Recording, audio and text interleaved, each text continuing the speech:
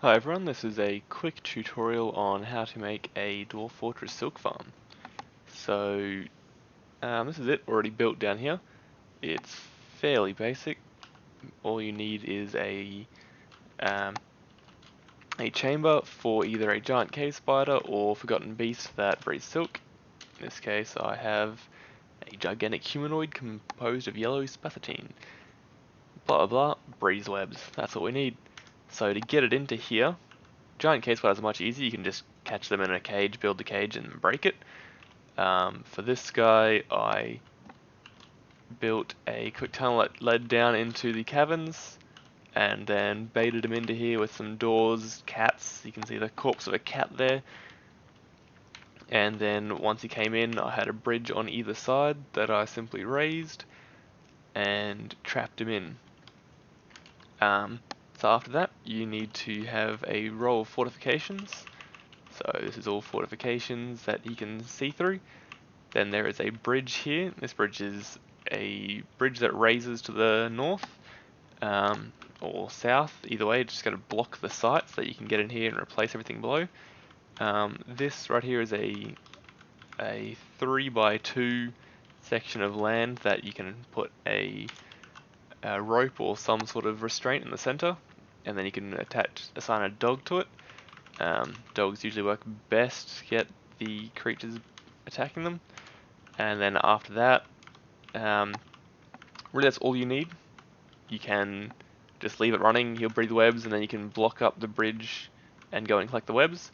Or you can do what I've done, and I've channeled out the rest of this room and replaced it with retracting bridges so that you can pull a lever and these bridges retract, which will then drop the webs down to a secondary layer where dwarves need to collect it here. Or you can go even further and have this transition layer, and then you can drop it down again into this bottom layer. So the reason why, and you can see all the silk down here, the reason why I have this middle uh, transition area is because falling silk is actually rather dangerous, as this cat found out. These top bridges, if you can build some sort of repeater to continually make these open and shut, then you can automatically let all the silk fall down to the middle layer, and then you can just release it from here when you're ready. So in order to create this repeater section, you need to first off build a series of impulse ramps. To build an impulse ramp, all you need to do is to build, build, which is B, then capital C for constructions, then capital T for tracks. So you need to have a ramp that has a curved ramp that one direction faces the direction you want to launch the ramp in, and the other one faces a solid wall. So if I wanted to shoot a minecart to the right, all I need to do is I can either build a northeast track ramp or a southeast track ramp. Either one would work, and then you just build them down wherever you want, and see the direction here. So one side faces a solid wall and the other side faces the direction you want. Dwarf Fortress logic breaks and it thinks that the minecart is constantly falling down a ramp every time it gets it, and it just continually speeds up. So you build a series of them, and that shoots into this little carved section here.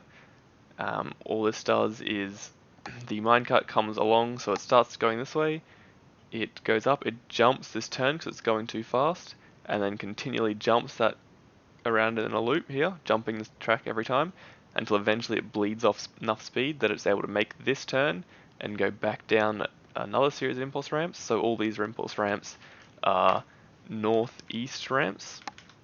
If I look at one of these, it should be a northeast input track, yep.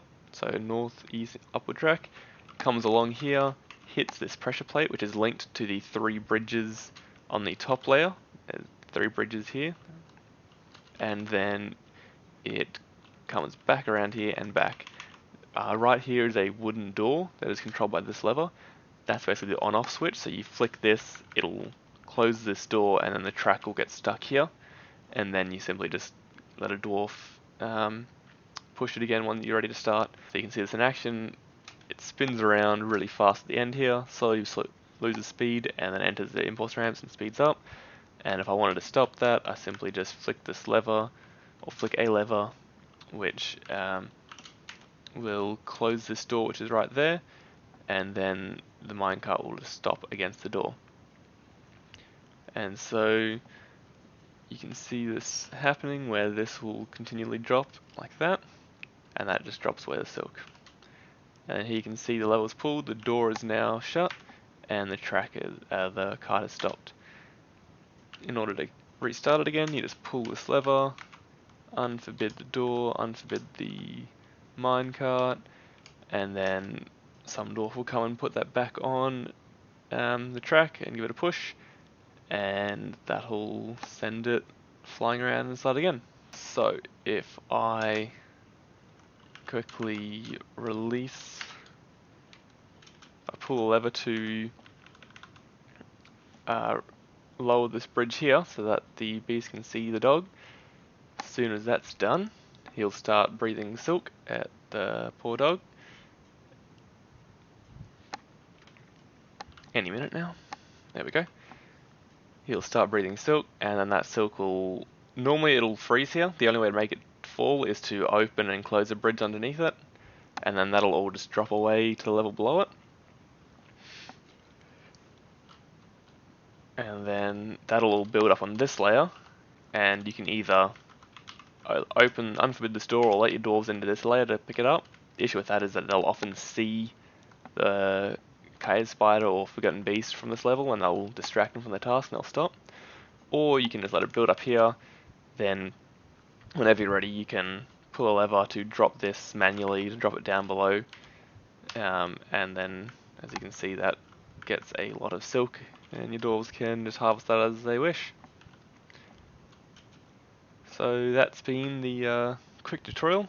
Hope you've enjoyed, and yeah, good luck.